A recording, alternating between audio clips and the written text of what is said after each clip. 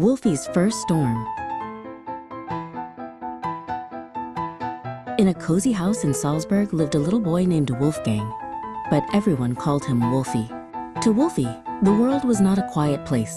The pitter-patter of rain was a drumbeat, the chirping of sparrows was a flute's high melody, and the wind whistling through the alleys sang a deep, rumbling song.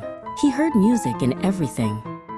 His father, Leopold, a kind but serious music teacher, would sit him at the grand harpsichord.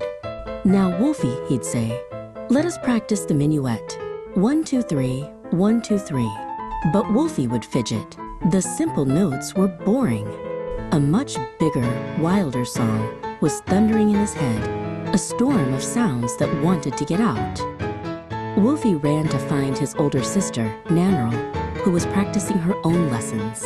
"Nannerl," he cried, tugging on her sleeve, "there's a storm in my head. It's too loud, and the notes are all bumping into each other." He looked truly distressed, his big eyes wide with frustration. Nannerl smiled gently. She took a fresh, empty sheet of music paper and a feathered quill from their father's desk. "Here, little brother," she said softly. "Don't fight the storm. Try to draw it. Give every sound a home on the page." Wolfie sat at a small wooden desk, the blank page staring back at him. It was so quiet, so empty. He closed his eyes, took a deep breath, and listened. He listened past the ticking clock, past the horse carts outside, and deep into the rumbling, beautiful storm inside his mind. Then it began. He remembered the canary's song. That was the violins. He remembered the thundering rain, the drums. The quill flew across the paper, not just making dots, but swooping and diving. It was as if glowing, colorful energy was flowing from his fingertips through the quill and splashing onto the page as a river of music. Much later, Leopold walked into the room and found Wolfie fast asleep, his cheek resting on the desk, smudged with ink. In front of him were pages and pages of music, filled with notes so complex and powerful, Leopold's eyes went wide. This cannot be," he whispered.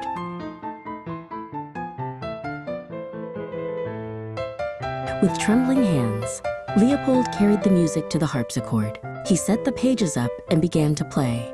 It wasn't a child's tune. It was a symphony, a story of thunder and sunshine, of racing rivers and soaring eagles, all told in perfect, breathtaking harmony. The magnificent sound woke Nannerl and Wolfie. Nannerl stood in the doorway, her hands clasped to her mouth, her eyes shimmering with tears of wonder. Wolfie, rubbing the sleep from his eyes, simply smiled. The storm in his head was finally free.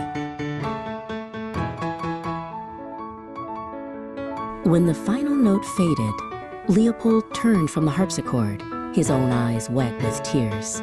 He knelt before his son. "Wolfie," he said, his voice thick with emotion, "you did not just draw the storm.